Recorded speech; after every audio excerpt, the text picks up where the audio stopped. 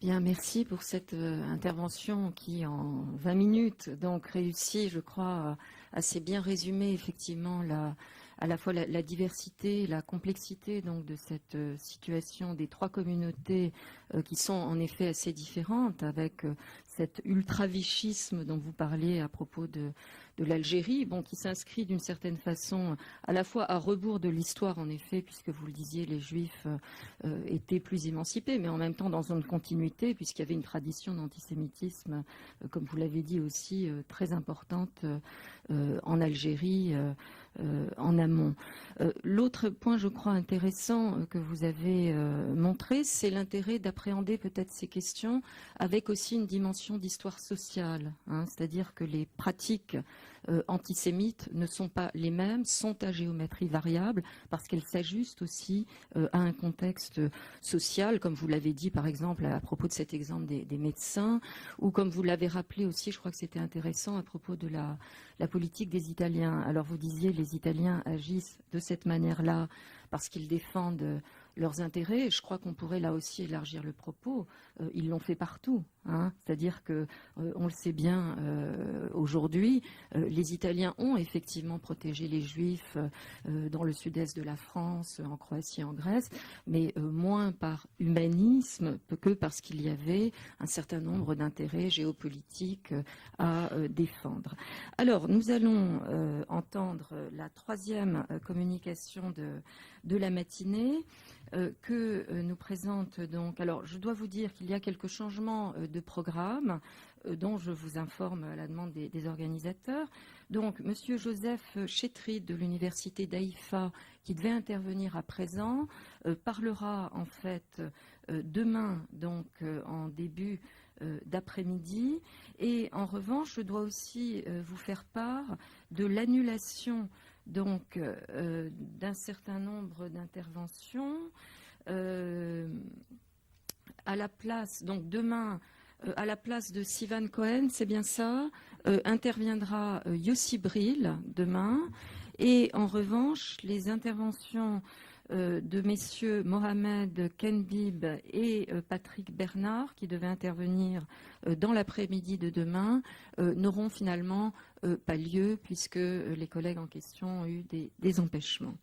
Alors, nous allons donc à présent entendre notre collègue donc Robert Watson, que nous saluons en ce jour important, particulièrement donc pour l'histoire des États-Unis et du monde sans doute.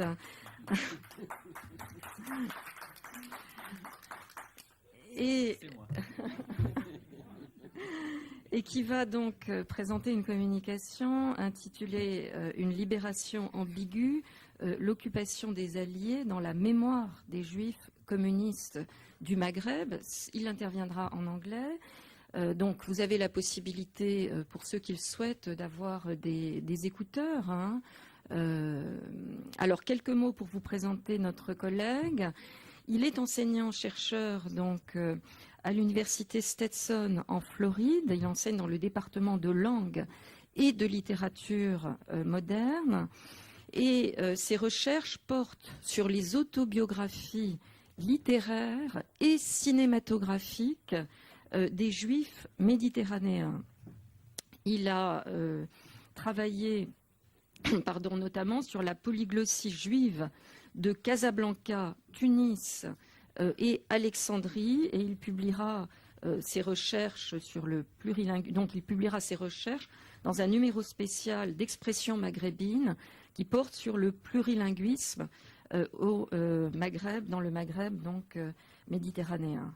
Voilà. Par ailleurs, il y a un détail biographique que je vous communique parce qu'il est intéressant pour nous. Nous apprenons aussi que M. Robert Watson a grandi dans une pistachio farm, une ferme donc qui cultivait les pistaches, ce qui par ailleurs est un détail, je trouve intéressant. Voilà, donc vous avez, monsieur, la parole donc, pour 20 oui, voilà. minutes. D'accord. Donc pour commencer, je voulais remercier d'abord le comité d'organisation et tous ceux qui ont contribué à la réalisation de cette rencontre, les participants bien sûr, aussi bien que le public. Je vous remercie de m'avoir invité, de m'avoir inclus dans ce colloque et d'être ici à Paris. Alors que j'ai quitté les États-Unis en pleine campagne électorale et je suis content de vous dire que aujourd'hui, ce matin-là, il y aurait encore 4 ans avec notre président Barack Obama. Et je suis très content de dire que j'ai voté il y a une semaine avant de quitter la Floride. Et donc je suis en fait doublement content d'être ici aujourd'hui avec vous.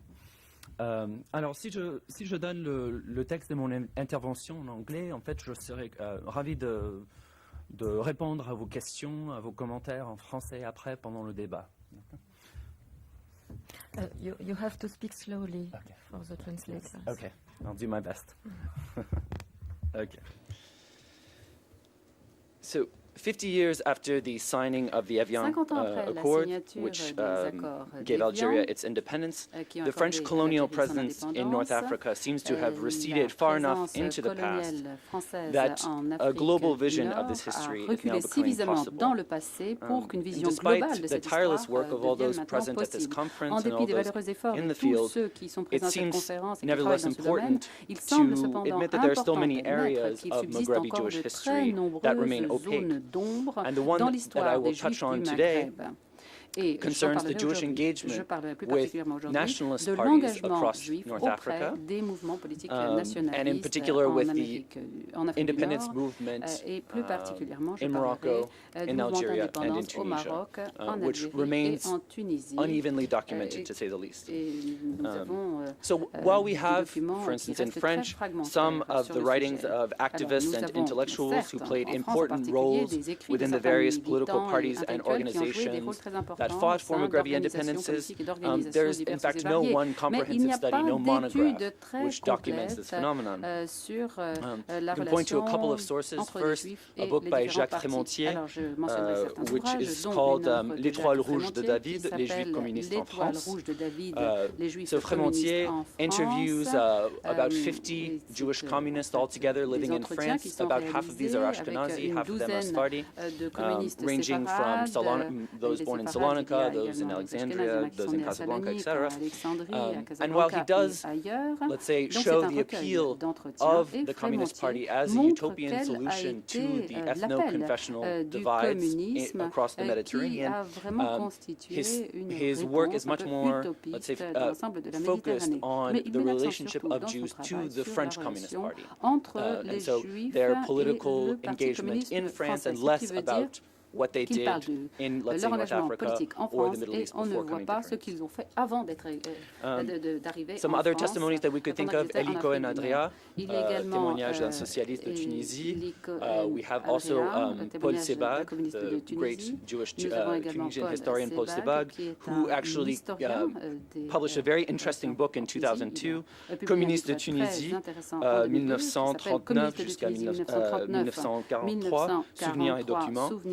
Which is a really fascinating collection of documents about the sort of day-to-day life of Jewish, of Tunisian communists in clandestinity, fighting against the Vichy occupation and then the Nazi occupation. But once again, this focuses on the activities of communist militants in Tunisia during a very specific period of time, and not on the specifically Jewish aspect of the participation in the Communist Party. And we could give you many other references, but suffice to say that that this aspect of Jewish history, of the Jewish participation in the communist parties in North Africa and in the nationalist movement more broadly remains sort of poorly documented. Today, I want to focus more specifically on autobiographical literature written by Maghrebi Jews who were affiliated with the colonial branches of the Communist Party, but later fought against France for national independence. The works that I will be discussing discussing today are written after the departure of the vast majority of North African Jews to Israel and to France. The authors themselves were exiled, in fact, from post-colonial North African states when their vision of egalitarian societies ran afoul of authoritarian rulers, and the rulers in question being Hassan II in Morocco, Houari Boumediene in Algeria, and Habib Bourguiba in Tunisia. So written almost as counterfactual histories, these works which I will discuss today attempt to explain the radical choices of their authors during the late colonial period, which is to say that they chose to fight against France when the vast majority of their co-religionists ardently wished towards victory. So I'll be doing one from Morocco, one from Algeria, one from Tunisia to get a sense of a representative sample. So for Morocco, we have the work of Abraham Serfati, La Mémoire de l'Autre, which is co-written with his wife Christine Dor, published in 1998. We have in Algeria Daniel Timzit's memoir called Algérie, récit anachronique, published with Édition Bouchen, Saint-Denis, which actually originated from an interview with Elias Samba and Farouk Mardambe in the Revue d'études palestiniennes. So a very interesting origin of this testimony. And then finally we have Tunisia, Gilbert Nakash, Cristal, which is a sort of memoir, half novel, written while Nakash was imprisoned during the 1970s for opposition to the Bourguiba regime. So these three men have a great deal in common. All were imprisoned and or exiled both by the French communities during French authorities during decolonization and by the post-independence governments. Serfati is imprisoned and exiled in 1952 by the French colonial government along with his sister Evelyne. Later, of course, he will be imprisoned by Hassan II, tortured brutally, held in prison for many years, and exiled once again in 1991.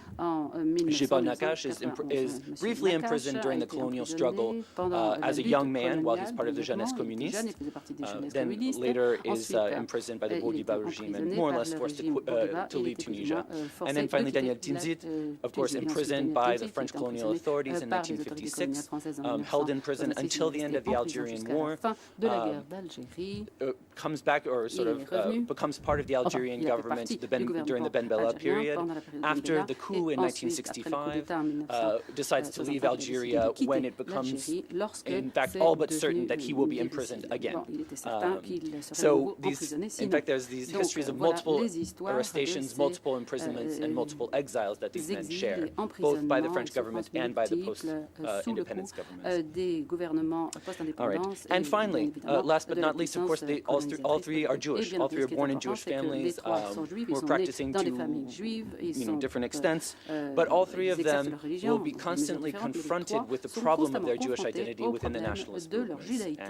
And this is something that I'll discuss in a bit more detail. On a formal level, the three autobiographies, if we could call them that, are all produced dialogically and diachronically. So that is to say they're based on interviews, diaries, journals, and they stitch together at least two different levels of narration about the past. So multiple, let's say multiple looks back at what they experienced that are written at multiple times in response to multiple readers, to multiple audiences. And so they're saying different things for different people at different times. And I think this is crucial. Finally, I want, on a broader note about Maghrebi Jewish communists in general, I want to say that there is this sort of double consciousness, if I could paraphrase W.E.B. Du Bois. So Maghrebi Jewish communists are both inside and outside the Jewish community. So as well as being inside and outside the nationalist movements. They occupy a very strange liminal place in both of these. The universal aspirations of their life narratives and their claims to representativity are constantly butting up against their status as a threatened minority, that is to say, those who supported the independence movements within a threatened minority, that is to say, the Maghrebi Jewish diaspora at large. So is it any wonder then that when Daniel Timzit begins to write his memoirs, his memories of Algeria, he qualifies them as anachronique. So as he begins to tell his story in the 1990s during the height of the Algerian Civil War, he asked himself the question rhetorically, est-ce que cela a vraiment existé, ce pays que j'ai connu? A-t-il existé? S'agit-il du même pays? Maghrebi Jewish communists then desired to believe that they fought for a just cause, which basically would be a pluralistic, decolonized democracy where Jews and Europeans had their place. They maintained that tolerant societies were a possible outcome of decolonization, one worth fighting for. And yet in their memoirs, they must confront the reality of post-colonial discrimination, both popular and official, towards Jews, which all three of them personally experienced. And I can talk more about this later if anyone is interested, despite the fact that they struggled and fought and were tortured for the nationalist cause. So indeed, I will argue that the conclusions that they come to about the Allied liberation, occupation, are emblematic of their contested position as keepers of collective memory. Okay. So as we will hear over the coming days, the Second World War can be seen as the origin point for many of the political developments that would shape the long-established Jewish communities of the Maghreb. As Jamaa Baida has begun to discuss in the context of Morocco, the Second World War opened North African Jews up to America, first and foremost. This is crucial.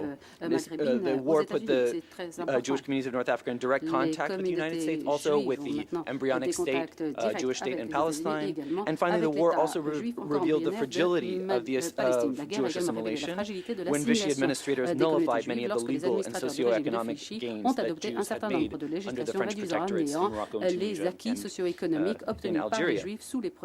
So the testimonial literature examined here comes to contradictory conclusions about the period. So first, all three authors admit that their ideas about a political solution to the colonial crisis were internationalist and utopian before being nationalist. So this is an interesting fact to note at the period. All three of them have only a vague sort of conscience of the emergent nationalist movements. They're sort of echoes, but they're not quite yet aware of the, let's say, the amplitude of the nationalist struggle in North Africa. And second, perhaps more predictably, these three men's descriptions of the American army, the arrival of the American army and its presence in North Africa, are much more ambivalent than the average sort of Maghrebi Jewish testimony of the period, during which we get this impression of all the Jews spontaneously running out into the streets to welcome the Allied soldiers, to hug them, to kiss them, etc. On the question of internationalism versus nationalism, all three authors, however reticent they are to declare themselves Jews, show that internationalism specifically emerged as a solution to the colonial discrimination that Jews faced and to the confessional divides that characterized North African society. In large part, Jewish attachment to the Communist Party across the Arab and Muslim world was motivated in large part by a desire to overcome colonial segregation and self-segregation among the colonized, that is to say, the ways in which the colonized divided, agreed or consented and practiced segregation amongst themselves. As Daniel Timsit wrote, the appeal of the Communist Party was quite simple for young men like himself. Il ne faut pas oublier que j'avais 15 ans en 1943 et que c'était la période des luttes antifascistes et anti-nazis, du communisme. Si je dois parler de mon évolution, franchement, j'ai été internationaliste avant d'être national. Je sentais que c'était la solution, plus de barrières, plus de frontières, plus de juifs, plus de musulmans, plus de chrétiens. On était tous là, nous habitons le même pays. Fin de citation. So you can see here the utopian appeal of this Communist Party, which would completely revolutionize North African society and erase the barriers between confessions. Already engaged in putting up clandestinely, in fact, anti-Vichy posters around Alger in 1941 and 1942, Timsit claims not to have consciously acted as a Jewish Algerian during this period. Nevertheless, he was aware of the importance of his heritage for the simple reason that he had been expelled from French schools by the numerous clauses in Algeria. So there was no way of not being aware of the importance of being Jewish during this period. Rather than speak about the trauma of the repeal of the décret Crémieux and the numerous clauses, Timsit, in an act of clear hindsight, focuses on how Muslims and Jews were, quote, reunited by this event. In a conversation with his father, a Muslim neighbor is said to have affirmed, and I quote, bon, ça y est, nous sommes redevenus semblables, vous êtes comme nous, vous êtes redevenus comme nous. Il y a un sentiment de fraternité retrouvée entre juifs et musulmans. qui passe justement par l'abolition du décret crémieux. Alors là, on voit le choc de perspective, alors que pour les Juifs d'Algérie, l'abolition du décret crémieux, c'était une catastrophe inimaginable. Et on a Timsit ici qui affirme, mais quand même, ça a permis, ça a créé des possibilités d'entente entre les Juifs et les musulmans qui avaient désormais le même statut. So this is obviously very far away from the average Algerian Jewish perspective of the period. Algerian Jews indeed were devastated by the revocation of citizenship, but Timsit here alludes to the possibilities that could have emerged from a resolidarization with Muslims when private Jewish schools like the École Mémorial that he attended, for instance, took in Muslim students from the Algerian bourgeoisie, including Taleb Ibrahimi, who would later become Minister of musulmans de la bourgeoisie Algérie, de la bourgeoisie en Algérie. For Timsit, then, the liberation interrupted the American liberation, that is, interrupted the potential re-engagement of Jewish and Muslim communities who had been divided by the Crémieux Decree. By the end of the war, the emergence of Algerian nationalism began to force the young man to choose camps. Et je cite, le 1er mai 1945, je quittais déjà un meeting de la CGT où Pierre Fayet, leader de la CGT et député, appelait à lutter pour le pain, pour défiler rue Benemidi, ex-Disly, avec les militants nationalistes pour réclamer la liberté. So here we have the divergence already between the Communist Party, the French Communist Party, which was going to insist on the nature of class struggle, socioeconomic struggle, and the Algerian nationalists who on the 1st of May 1945 already are protesting against the retrenchment of French colonialism in Algeria. And Timsit, who is in a certain sense, along with other Jews, caught in the middle. Unfortunately, this liberté that he was protesting for in 1945 never turned out to be the Algerian state. In fact, the Algerian state that in 1963 in the Constitution declares itself to be its official language is Arabic and its official religion is Islam. And Timsit himself has difficulties obtaining Algerian citizenship and would not have been able to do it if it were not for the special intervention of President Ahmed Ben Bella himself. So this is an interesting fact. As for the perception of the American army, typically viewed by the Jewish community as giant, strapping, childlike saviors, Sarfati and Nakash offer much more nuanced perspectives. Coming of age in Casablanca, Sarfati remembers being overwhelmed by the arrival of American literature, first and foremost, that came with the soldiers in the form of cheap paperback editions in November 1942. As was the case with many other Jews, Sarfati looked up both to the U.S. and to the USSR as liberators and as world powers. He wanted to join the Free French forces to fight against Hitler, but was only 17, and his parents refused to give him permission to enlist. Far from being a Moroccan nationalist at this period, he remembers that 1 month after the liberation, et je cite, je participais à ce qui fut la première manifestation des gaullistes de Casablanca contre la persistance des structures de Vichy. Eux, ils criaient « Vive la France », tandis que moi, je criais « Vive la République ».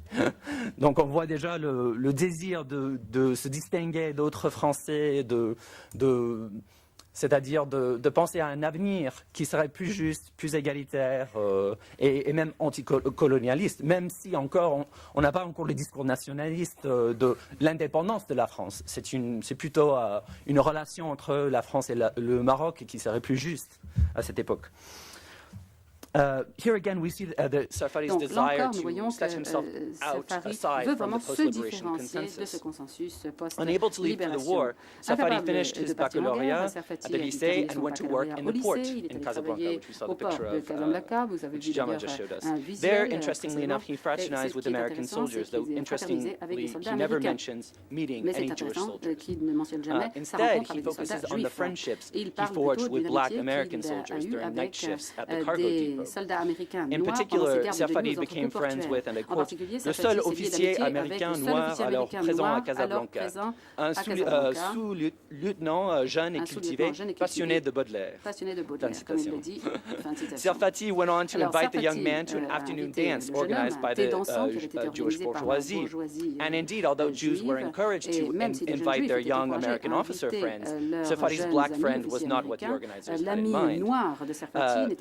So beyond this revelatory anecdote in which Sarfati wishes to already show his anti-racist commitment, his desire to distinguish himself from the Jewish bourgeoisie in Casablanca, he mentions that he joins the Jeunesse communiste not as a result of meeting, let's say, metropolitan Marxists or Moroccan nationalists, but rather because of the acquaintance that he made with Spanish communists who found refuge in Casablanca after the Spanish Civil War. Sarfati's father, in fact, comes from Tanger, and the family spoke Haketia, Judeo-Espagnol, in the home. So there was an affective connection to Spain already present. The question of spatial proximity mattered too. Sarfati's family, along with many other Jews, lived in this area near the Rue Lusitania, which is not too far from the Marif, where there were many Spanish communists. By the Second World War, indeed, the young Moroccan Communist Party, founded by Léon Sultan, c'est un juif algérien, en fait, qui a fondé le Parti communiste marocain. And the party was mostly composed, besides of petty French functionaries, there were large numbers of Spaniards and Italians, actually Italian communists who were also in exile from Italy, and Jews, of course. The Moroccan Communist Party showed a great deal of ambivalence toward the growing calls for independence after the Manifeste de l'Indépendance. Sarfati's other link with the party came through a cousin in Paris who had been a student militant throughout the Popular Front years and who actually was killed in 1942 during the violence in Paris. So for the moment, the arrival of the American army certainly opened up his horizons beyond France. But Sarfati's sights were still turned outward towards the myth of the Spanish Republic, towards the heroic Soviet army in Stalingrad, rather than inward towards the nationalist struggle. Last but not least, we turn to Tunisia. So Djibril Nakash is born on the eve of the war in 1939, which, suffice to say, his memories of the war are secondhand. He's a boy, he's a baby, really, an infant. Nonetheless, his retrospective analysis of the period reveals a keen understanding of its societal and personal importance. He begins his biographical sketch in Cristal, quoting a very pithy summary of his early years, which is written in response to a Muslim, fellow Muslim militant friend in Tunisia who wants to understand what it was like to grow up Jewish during the Second World War. So this is a letter within the memoir that he wrote in prison. Je cite, Je suis né en 1939 dans un pays colonial qui allait bientôt être touché par la guerre, les bombardements, le régime de Vichy, la libération par les Alliés, le retour des autorités françaises, les luttes contre celles-ci, les répressions, la violence. Fin de citation.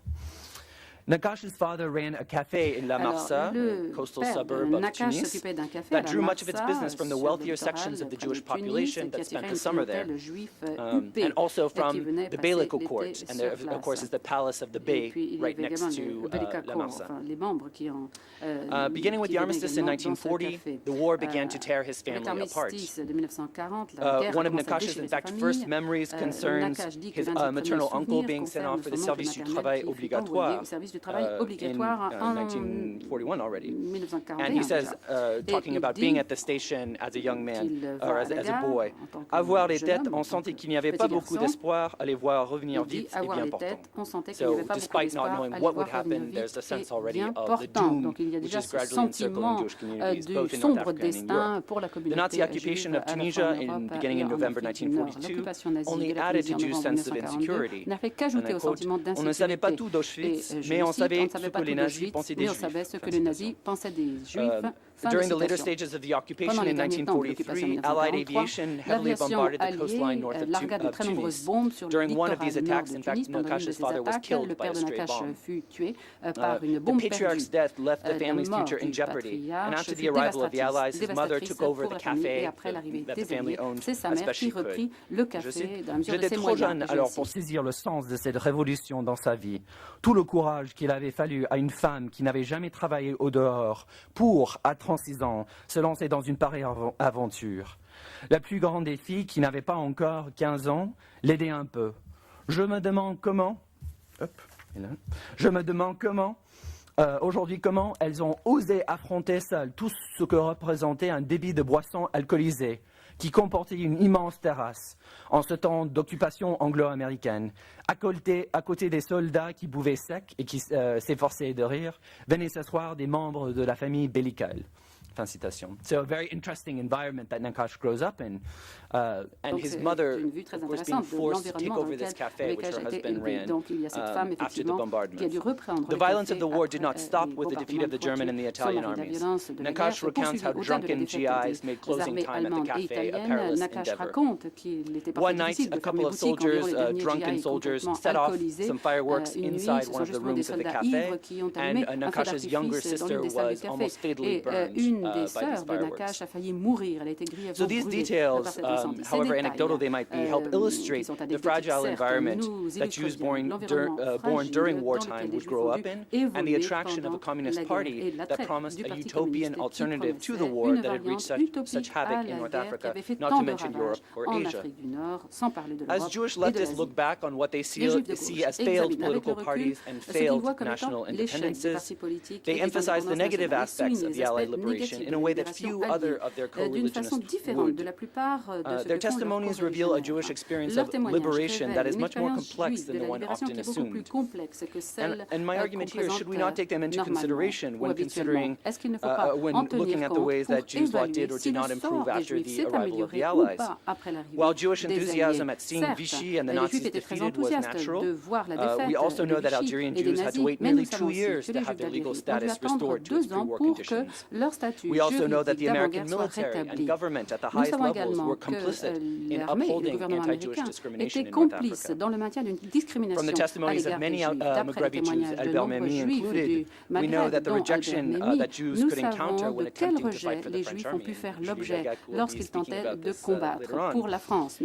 by highlighting anti-Jewish discrimination from all sides, authors such as Sarfati, Timsit, and Nakash not only explain their orientation towards communism, expliquent leur penchant communiste à leurs coreligionnaires et le motive ce penchant communiste vis-à-vis de leurs coreligionnaires.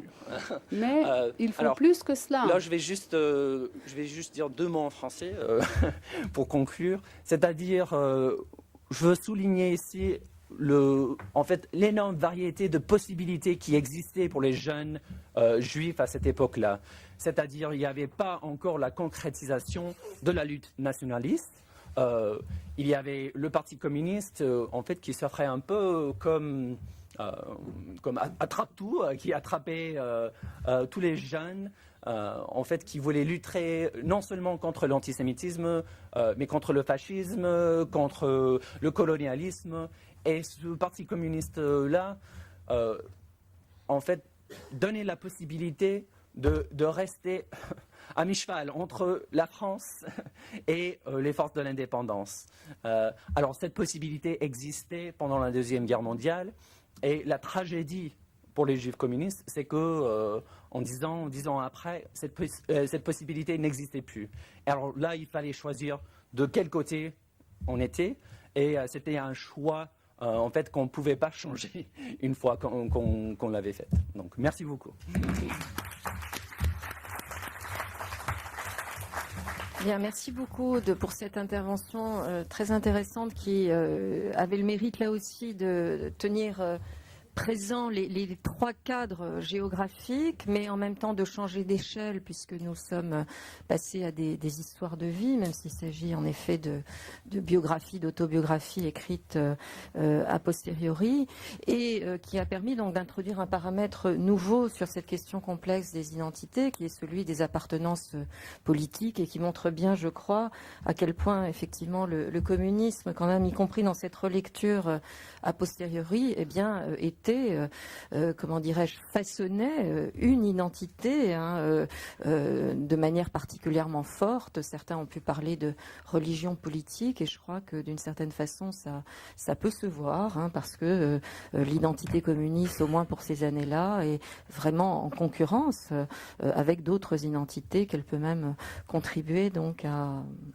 d'une certaine façon à occulter, ou en tout cas à minimiser. Alors, après ces trois exposés, nous allons pouvoir ouvrir une discussion pendant une demi-heure, 40 minutes, je pense, puisqu'il faudra faire une pause avant